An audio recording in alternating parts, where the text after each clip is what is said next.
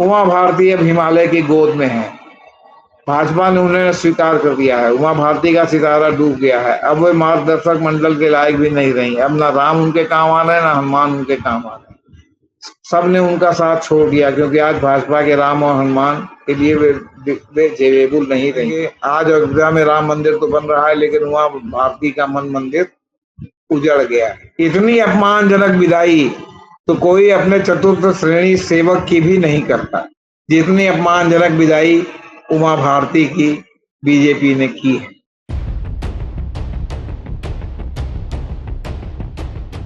आपने एक कहावत सुनी होगी, बड़े बेआबरू होकर तेरे कूचे से हम निकले। कुछ कुछ यही हालत मध्य प्रदेश की फायर ब्रांड बीजेपी नेता और राम जन्मभूमि आंदोलन से जुड़ी हुई और विवादित ढांचे के ध्वस्तीकरण में के समय अयोध्या में घटना स्थल पर मौजूद और कार सेवकों का उत्साह बढ़ाती हुई उमा भारती का सितारा आखिर भाजपा ने डुबा ही दिया। मध्य प्रदेश में भाजपा को पहली बार सत्तारूढ़ करने वाली उमा भारती को भाजपा के मौजूदा नेतृत्व ने दूध में पड़ी मक्खी की तरह निकाल फेंका है और वो हिमालय चली गई हैं चुनाव के बीचों बीच में। अब वे कैसे टूटे परिंदे की तरह हैं जो शायद ही अब कभी जुड़ पाएगा। इतनी अपमानजनक विदाई तो कोई अपने चतुर्थ श्रेणी सेवक की भी नहीं करता, जितनी अपमानजनक विदाई उमा भारती की बीजेपी ने की है।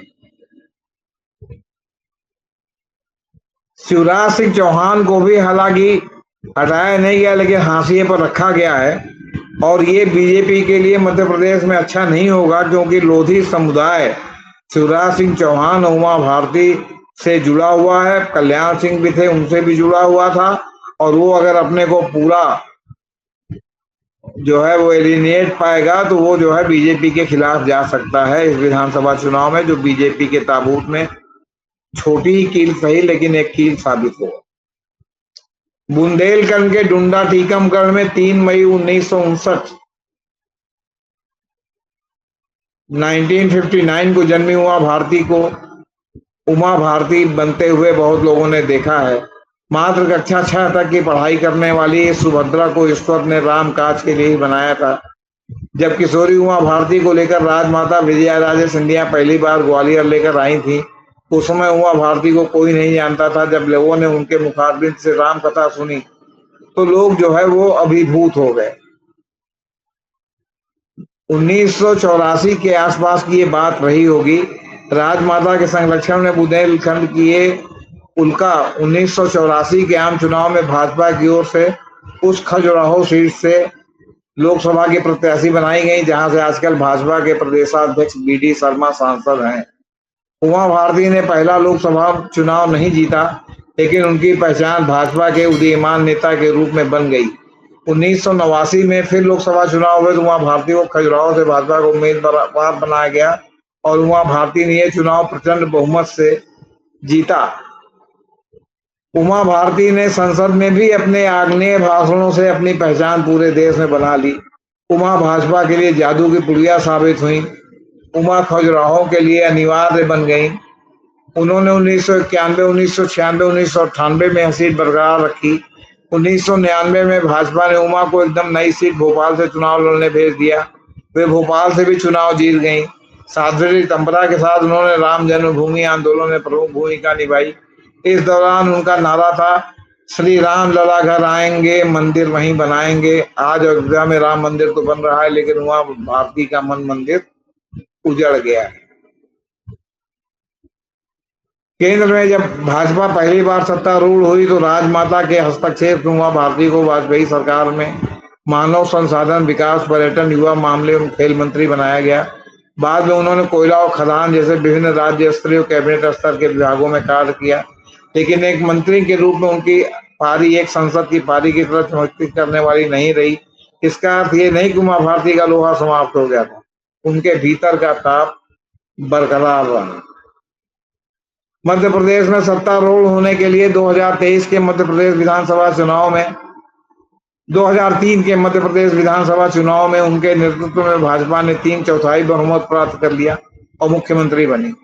भाजपा को सत्तारूढ़ करने में उमा भारती ने जितनी मेहनत की थी उतनी मेहनत भाजपा का कोई मुख्यमंत्री नहीं कर पाया। लेकिन उमा भारती का दुर्भाग्य, अगर 2004 में उमा भारती को मात्र 9 महीने बाद ही मुख्यमंत्री पद से इस्तीफा देना पड़ा। उमा भारती के खिलाफ 1994 के हुबली दंगों के संबंध में गिरफ्तारी वारंट जारी हुआ था और नैतिकता कहती थी को इस्तीफा दें, लेकिन यहीं से उनके साथ गड़बड़ी शुरू हुई। भाजपा हाईकमान ने उन्हें अदालती फैसला आने के बाद भी मुख्यमंत्री पद पर वापस आरूढ़ नहीं होने दिया, उनको पैदल कर दिया। स्वभाव से उग्र उमा भारती को नवंबर 2004 में लाल कृष्ण आडवाणी की आलोचना के बाद भाजपा से बर्खास्त कर दिया गया।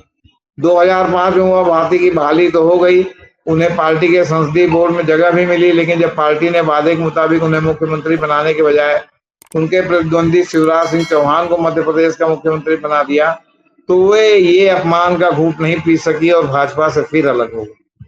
उन्होंने भारतीय जनशक्ति पार्टी नाम से एक अलग पार्टी बना ली।